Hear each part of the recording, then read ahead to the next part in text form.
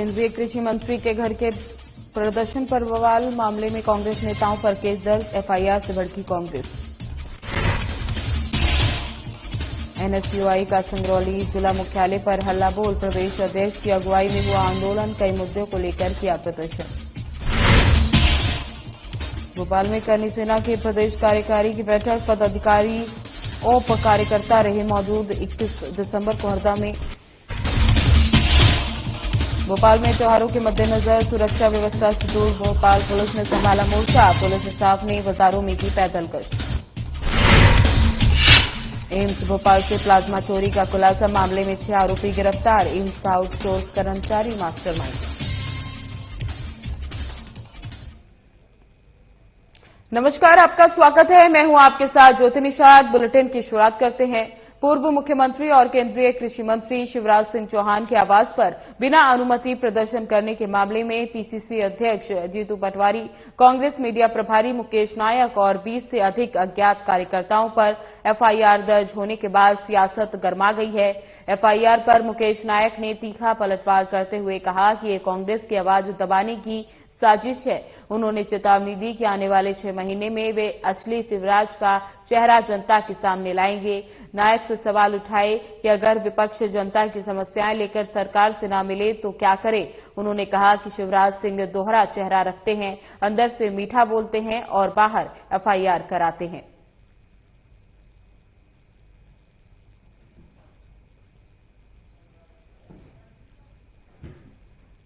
सिंगरौली शिक्षा से जुड़े कई मुद्दों को लेकर भारतीय राष्ट्रीय संघ संगठन ने सिंगरौली जिला मुख्यालय पर जोरदार प्रदर्शन किया। प्रदेश अध्यक्ष आशुतोष चौकसे के नेतृत्व में कलेक्टर कार्यालय के बाहर छात्रों का विशाल जमावड़ा देखा गया। एनएसयूआई कार्यकर्ताओं ने शिक्षा व्यवस्था में व्याप्त अनियमितताओं, विश्वविद्यालयों की समस्याओं, कॉलेजों में संसाधनों की कमी और छात्रों की लंबित मांगों को लेकर सरकार के खिलाफ जोरदार नारेबाजी की। प्रदर्शन में जिले भर से एनएसयूआई के सैकड़ों छात्र शामिल हुए और प्रदेश अध्यक्ष आशुतोष चौकसे के इस मौके पर कहा कि छात्रों के हक की लड़ाई अब सड़क से लेकर सदन तक लड़ी जाएगी। उन्होंने प्रशासन को चेतावनी दी कि यदि छात्रों की समस्याओं का शीघ्र समाधान नहीं किया गया तो आंदोलन को और व्यापक किया जाएगा। प्रदर्शन को देखते हुए जिला प्रशासन ने कलेक्टर कार्यालय के बाहर भारी पुलिस बल तैनात की थी। अधिकारियों की मौजूदगी में एनएसयूआई प्रतिनिधियों ने ज्ञापन भी सौंपा।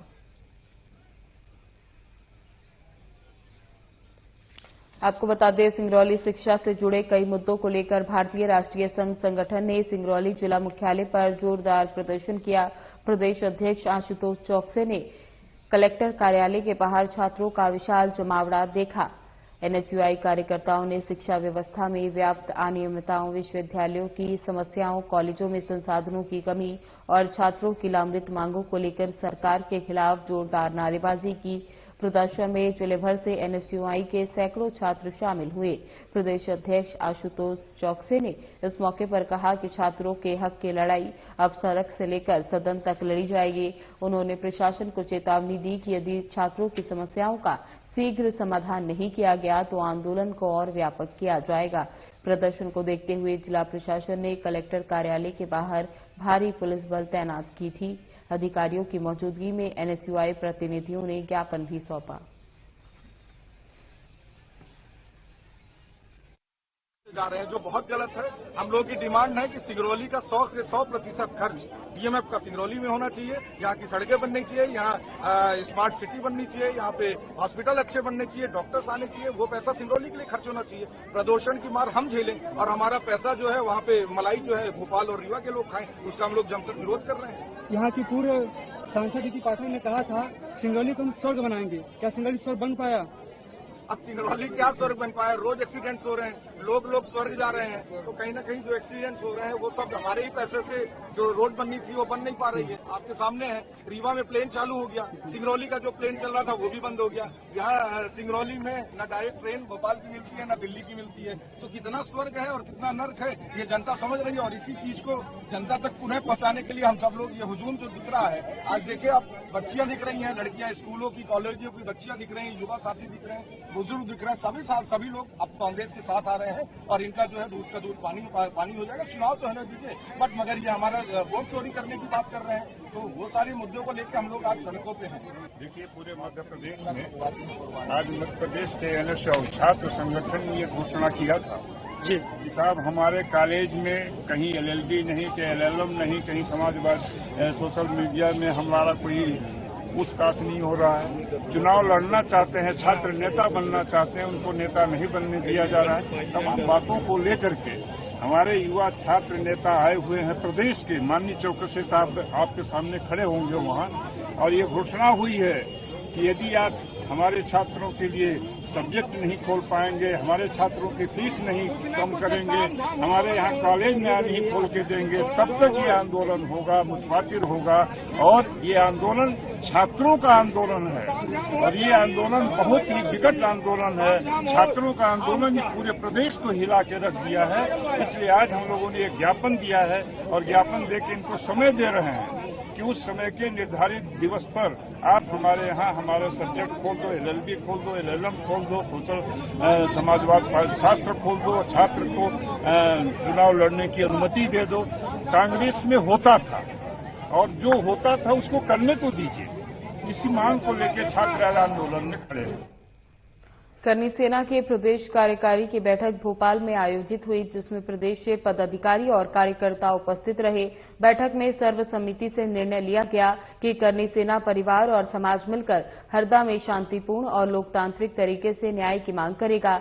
12 जुलाई 2025 को हरदा में 1 वर्ष पूर्व हुई हीरो की खरीद फरोख्त से जुड़ी धोखाधड़ी मामले में न्याय की मांग को लेकर करनी सेवा के कार्यकर्ता शांतिपूर्ण प्रदर्शन से चर्चा के लिए पहुंचे थे। कार्यकर्ताओं पर पुलिस की ओर से बलपूर्वक मारपीट की गई थी। 1 वर्ष पूर्व के बाद भी अभी तक नहीं हुई आरोपियों की पहचान।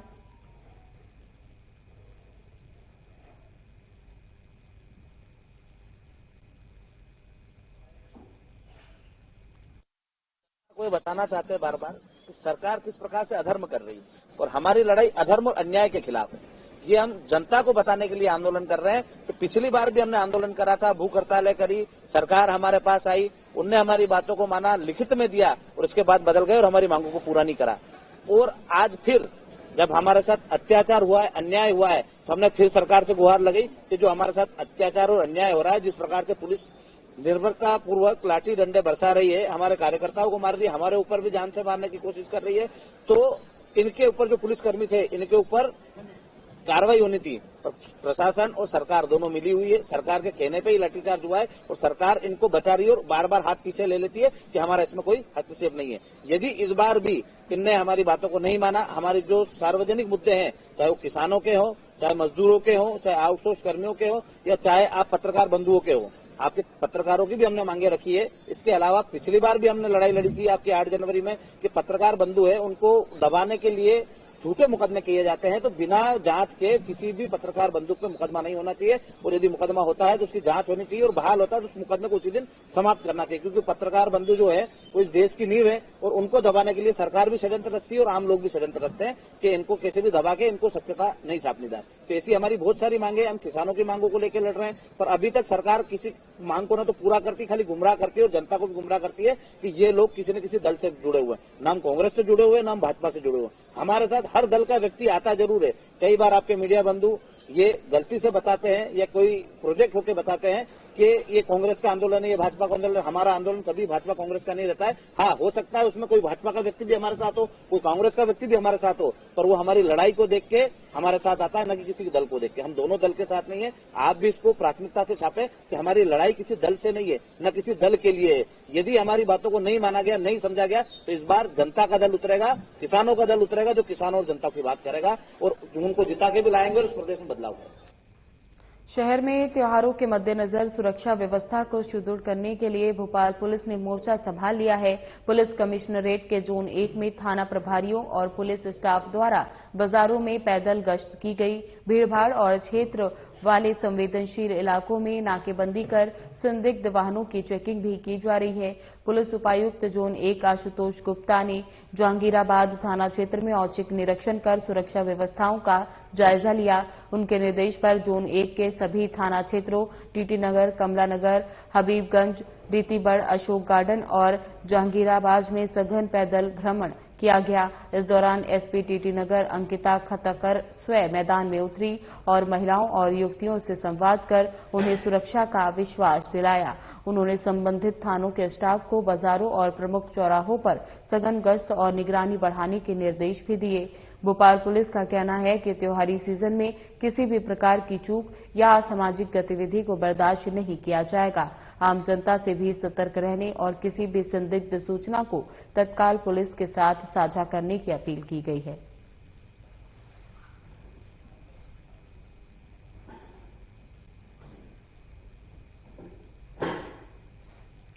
भोपाल में दिवाली के मौके पर एक नई सामाजिक और धार्मिक पहल चर्चा में है। हिंदू उत्सव समिति और संस्कृति बचाओ मंच ने तत्वाधान में राजधानी में सनातनी दिवाली मनाने की अपील की जा रही है। बुधवार को इसी मुहिम के तहत समिति के पदाधिकारी और संत न्यू मार्केट पहुंचे और दुकानों के बाहर पोस्टर लेकर लोगों से सनातन मूल्यों के अनुसार व्यवहार और त्योहार मनाने की अपील की। समिति के अध्यक्ष चंद्रशेखर तिवारी और उनके साथ आए संतों ने दुकानदारों और ग्राहकों से आग्रह किया कि वे दीपावली की खरीदारी केवल हिंदू व्यापारी से ही करें। उनका कहना है कि कुछ ऐसे समुदाय हैं जो न केवल हिंदू त्योहारों का विरोध करते हैं बल्कि हिंदुओं के खिलाफ फतवे भी जारी करते हैं। इसलिए त्योहार के दौरान ऐसा कोई लेन देन न किया जाए जो सनातन संस्कृति के विरुद्ध हो। व्यवहार और त्योहार दोनों सनातनियों के साथ बनाए।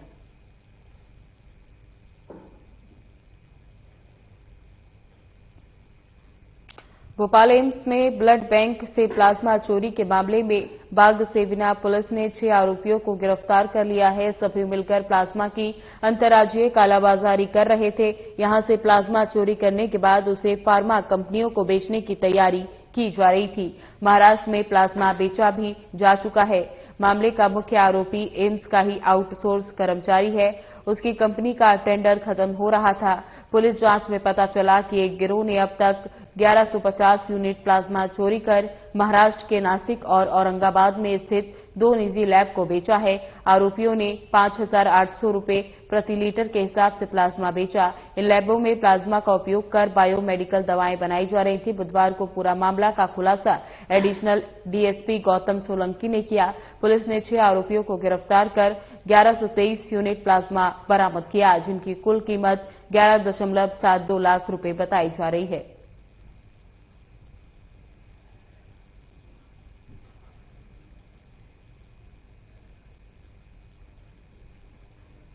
मध्य प्रदेश में मौसम ने करवट ली है। भोपाल, इंदौर और सागर संभाग की रातें अब ठंडी होने लगी हैं।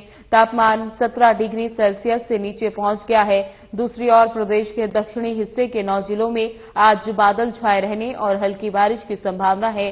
खरगोन, खंडवा, बुरहानपुर, हरदा, बैतूल, छिंदवाड़ा, सिवानी और बालाघाट में आज मौसम भीग सकता है। मौसम विभाग का कहना है कि भले ही प्रदेश से मानसून विदा हो चुका हो, लेकिन अगले कुछ दिन हल्की बारिश और गरज चमक का दौर जारी रह सकता है। प्रदेश के कई हिस्सों में पारा 20 डिग्री से नीचे दर्ज किया गया। नौगांव और खंडवा में सबसे कम 15.4 डिग्री तापमान दर्ज हुआ। वहीं भोपाल में रात का तापमान 20.6 डिग्री, इंदौर में 18.2 डिग्री, ग्वालियर में 18 डिग्री रहा। मौसम वैज्ञानिकों का कहना है कि उत्तर भारत में बर्फबारी के कारण ठंडी हवाएं मध्य प्रदेश में पहुंच रही हैं, जिससे रातें सर्द होने लगी हैं। प्रदेश के कई हिस्सों में पारा 20 डिग्री से नीचे दर्ज किया गया। नौगांव और खंडवा में सबसे कम 15.4 डिग्री तापमान दर्ज हुआ। वहीं भोपाल में रात का तापमान 20.6 डिग्री, इंदौर में 18.2 डिग्री और ग्वालियर में 18 डिग्री रहा। मौसम वैज्ञानिक का कहना है कि उत्तर भारत में बर्फबारी के कारण ठंडी हवाएं मध्य प्रदेश में पहुंच रही हैं, जिससे रात सर्द होने लगी है।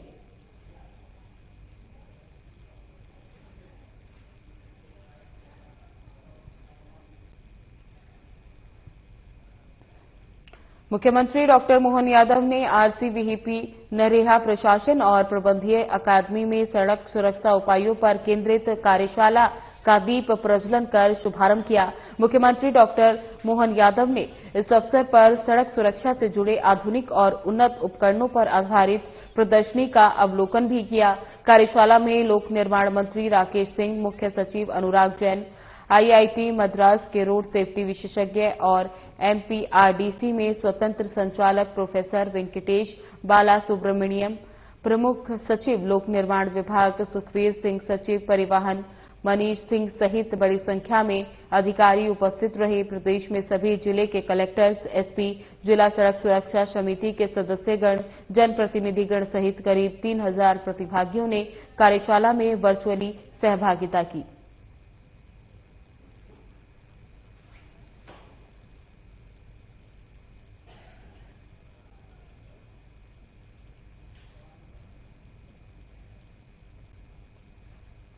राजधानी भोपाल में आज उस समय राजनीतिक सरगर्मी बढ़ गई जब प्रदेश कांग्रेस अध्यक्ष जीतू पटवारी अचानक किसानों के साथ केंद्रीय कृषि मंत्री शिवराज सिंह चौहान के बंगले की ओर कूच कर गए।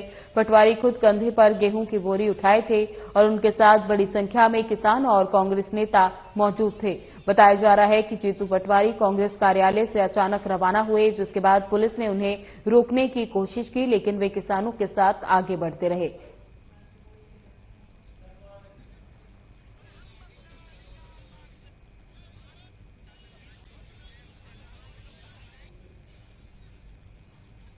शिक्षा और युवा प्रतिभाओं को प्रोत्साहन देने के उद्देश्य से बेहर विधायक संजय उइके के द्वारा अपने विधानसभा क्षेत्र में प्रतिभा खोज प्रश्नोत्तरी प्रतियोगिता का भव्य आयोजन किया गया।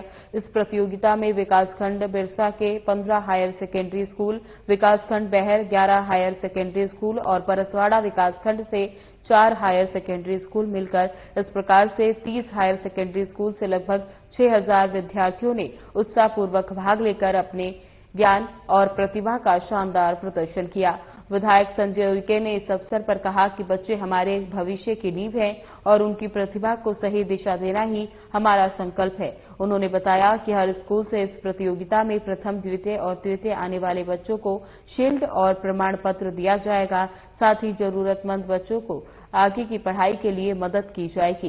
कार्यक्रम में शिक्षा के प्रति विधायक संजय उइके की प्रतिबद्धता और बच्चों के उज्जवल भविष्य की झलक साफ नजर आई। ये आयोजन न केवल विद्यार्थियों में प्रतिस्पर्धा की भावना जगाने वाला रहा, बल्कि बेहर विधानसभा क्षेत्र में शिक्षा के स्तर को नई ऊंचाइयों पर ले जाने की दिशा में एक सार्थक कदम साबित होगा।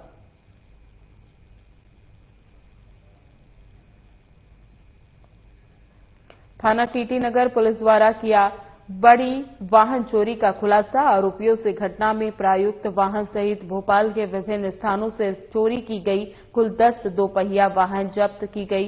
दोपहिया वाहन की कुल मशरूका लगभग 18 लाख रुपए है। मामले की जानकारी देते हुए एसीपी अंकित खतनकर ने बताया कि लगातार टीटी नगर थाना क्षेत्र में वाहन चोरी की शिकायतें आ रही थी।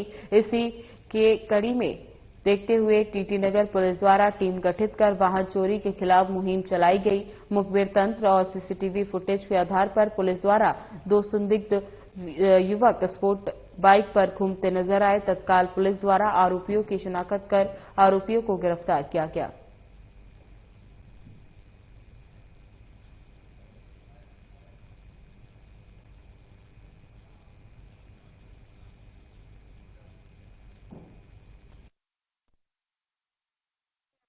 पूरे करने के लिए चोरी करते थे। ये अपने वाहन से आते थे और एक बंदा जो है वो देख लेता था कि जहां भी गाड़ियां इस तरीके से रखी हुई है तो एक चोरी करके ले जाता था और एक अपनी जिस बाइक से आते थे वो बाइक लेकर जाता था। अधिकतर जो गाड़ियां देखी हुई है स्पोर्ट बाइक के साथ, तो ये आगे कहाँ ठिकाने लगा क्योंकि सभी गाड़ियों का इस्तेमाल कोई करते नहीं। इसमें तो अभी जो इन्होंने 23 और 24 में भी जो वाहन चोरियां की है स्पोर्ट्स बाइक है, इनके पास ही इनका जो अभी इन्होंने बताया है कि ये सिर्फ अपने शौक पूरे करने के लिए गाड़ियां रखे हुए थे। बाकी अभी उज्जैन में एयरपोर्ट खुलने से पहले ही शहर में बीएसएफ का बड़ा कार्गो प्लेन आ गया है। ये प्लेन स्क्रैप का काम करने वाले उज्जैन के 2 भाई ने बीएसएफ की टेंडर प्रक्रिया से खरीदा है। इस प्लेन में 5 रूम का कॉटेज बनाया जाएगा, जिसमें लोग रुक भी सकेंगे। Ananta village farm stay Shakarpur Ujjain के कुशवाहा बंधु स्क्रैप का काम करते हैं। दोनों ने दिल्ली में हुई टेंडर प्रक्रिया में बीएसएफ से करीब 40 लाख रुपए में एआवेरो VTEAV प्लेन खरीदा है। 55 लोगों की सीटिंग व्यवस्था वाला ये प्लेन 15 फीट ऊंचा, 70 फीट लंबा, 100 फीट चौड़ा और 20 टन भारी है। वीरेंद्र कुशवाहा ने बताया कि स्क्रैप के काम के लिए कई बार सेना का सामान खरीदा लेकिन ये पहली बार है जब इतना बड़ा प्लेन लेकर आए हैं। हमेशा स्क्रैप करके बेच देते थे, लेकिन इस बार हमारे फार्म हाउस पर इसको रखकर इसमें 5 लग्जरी कमरे बनवाएंगे जिसमें लोग आकर रुक भी सकेंगे। प्लेन को इस तरह से रिनोवेट कराएंगे कि जब कोई गेस्ट आकर रुकेगा तो उन्हें प्लेन का ही फील आएगा। प्लेन फोटो शूट के साथ साथ प्री वेडिंग शूट के लिए भी किराए पर मिल सकेगा। पुष्पेंद्र ने बताया कि 2011 से स्क्रैप का काम कर रहे हैं। इससे पहले भी फेमस मिग 21 को भी स्क्रैप में 4 लाख रुपए में खरीदा था, लेकिन उसे स्क्रैप में ही बेच दिया गया। लेकिन इस बार देश भर से उज्जैन आने वाले श्रद्धालुओं को एक नई सुविधा देने का प्लान बनाया गया है, इसलिए इसे होटल की तरह बनाएंगे। प्लेन को रिनोवेट करते समय पायलट की चेयर भी रखी जाएगी ताकि जो लोग यहां रुकेंगे वो इस पर सेल्फी या फोटोग्राफी भी करा सकेंगे।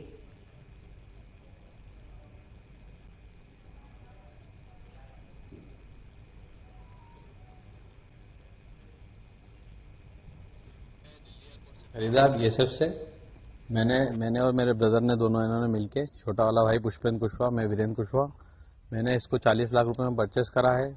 करीब 5.5 लाख रुपए ट्रांसपोर्टेशन का खर्चा दिया है। यहाँ पर मैं 2007 से स्क्रैप का ही काम कर रहा हूँ, तो हमने स्क्रैप में इसको लिया है और इसमें हम रूम बनाने की प्लानिंग है, और अगर नहीं होता है तो कोई खरीदता है तो मैं इसको बेच भी दूंगा। मेरा एक अनंता विलेज स्टे फार्म के नाम से फार्म स्टे है, तो वहां पर मैं इसको रख के इसमें रूम और कॉटेज डिजाइन करवाऊंगा। कितने सीटर है, कौन सा प्लेन है? 55 सीटर है ये AVRO VT है। ये 2009 तक रनिंग में था, उसके बाद इसको डिसमेंटल कर दिया गया BSF की तरफ से। उसके बाद मैंने इसको परचेज किया। मध्य प्रदेश कांग्रेस मीडिया विभाग के अध्यक्ष डॉक्टर मुकेश नायक ने दोमा जिले के सत्रिया ग्राम में हुई अमानवीय घटना को लेकर बीजेपी सरकार और मुख्यमंत्री डॉक्टर मोहन यादव पर तीखा हमला किया।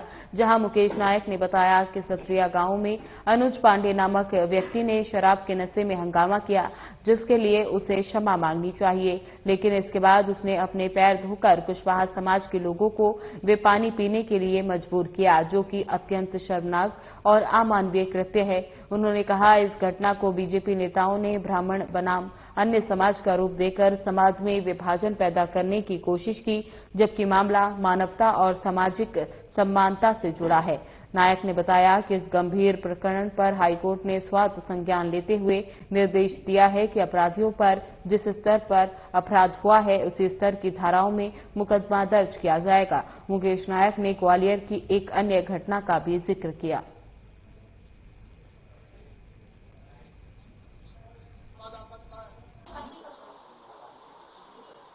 दमोह में एक विशेष प्रकार की घटना हुई है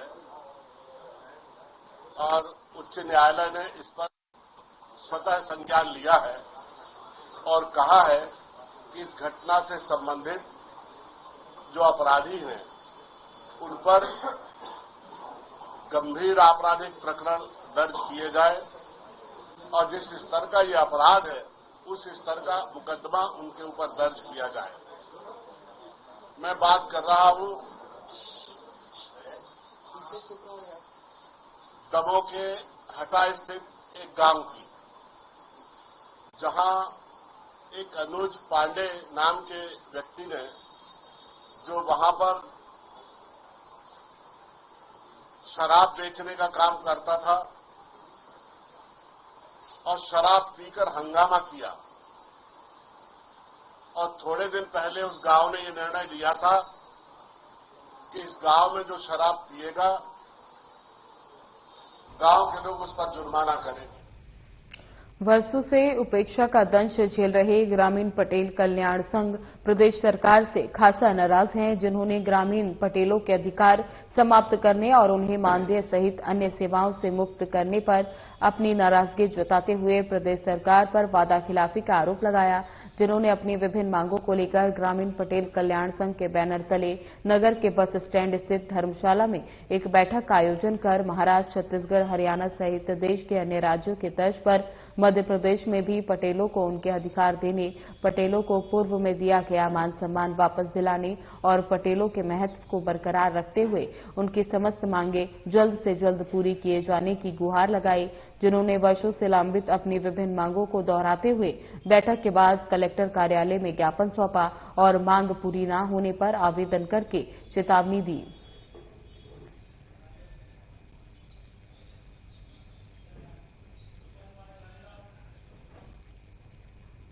फिलहाल बुलेटिन में बस इतना ही। बने रहे हमारे साथ। नमस्कार।